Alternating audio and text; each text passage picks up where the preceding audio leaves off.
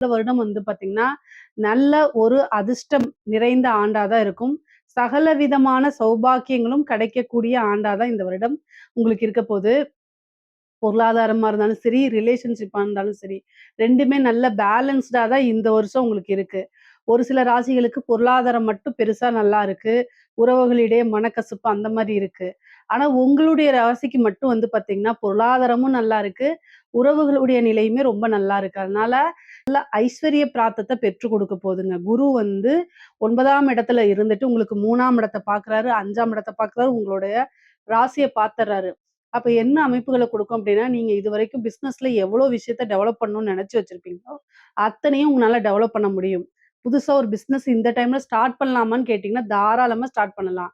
உங்களுக்கு சனியோடைய தொந்தரவு இனிமேல் உங்களுக்கு இல்ல. அதே மாரி ராகு கேதுவுடைய தொந்தரவும் கிடையாது.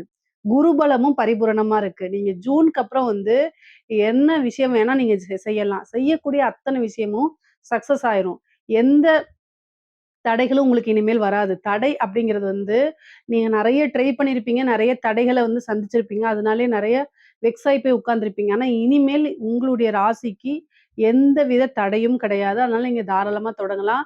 ஜூனுக்கு அப்புறம் நீங்க செய்யக்கூடிய ஒவ்வொரு விஷயமும் பெரிய லெவல்ல சக்சஸ் ஆகும். காசு பணம்ங்கிறது மிகப்பெரிய லெவல்ல சம்பாரிக்க முடியும். தொட்ட விஷயங்கள் எல்லாமே உங்களுக்கு லாபமா போகும். புதுசா பார்ட்னர் கிடைப்பாங்க. உங்களுடைய ஜாதகத்துல பார்த்துக்கங்க. உங்களுக்கு புதுசா தொழில் இந்த டைம்ல தொடங்கலாமான்னு பார்த்துக்கங்க. ஆனா கோச்சார ரீதியா சக்சஸ் பண்ணும். நல்லபடியா அ வெற்றி வாய்ப்ப உங்களுக்கு குடுக்கும். நீங்க ஏதாவது ஸ்டார்ட் பண்ணியிருப்பீங்க. இவ்வளோ நாளா அதுலருந்து உங்களுக்கு சில விஷயங்கள எதிர்பார்த்திருப்பீங்க. அந்த எதிர்பார்ப்புகள்லாம் நிறைவேறக்கூடிய வருடமா இந்த வருடம் உங்களுக்கு இருக்க போது. அதே மாரி நல்ல வருமானம் அப்படிங்கிறது ஏன்னா குரு உங்களுக்கு வருடம் பிறக்கும்போது அஷ்டமத்துல இருந்தாலும் அது 2ஆம் இடத்த பாக்குது. அது போக ஜூனுக்கு அப்புறம் பெயர்ச்சியாகி 9க்கு வரதுனால நல்ல பாக்கியங்கள் இருக்கு. அதுக்கப்புறம் டிசம்பருக்கு அப்புறம் கேது பெயர்ச்சி ஆயிறாரு 10ஆம் இடத்துல இருந்து. 9ஆம் இடத்துக்கு போறாரு. அப்ப தொழில்ல இன்னும் நல்ல டெவலப்மென்ட் கிடைக்கும்.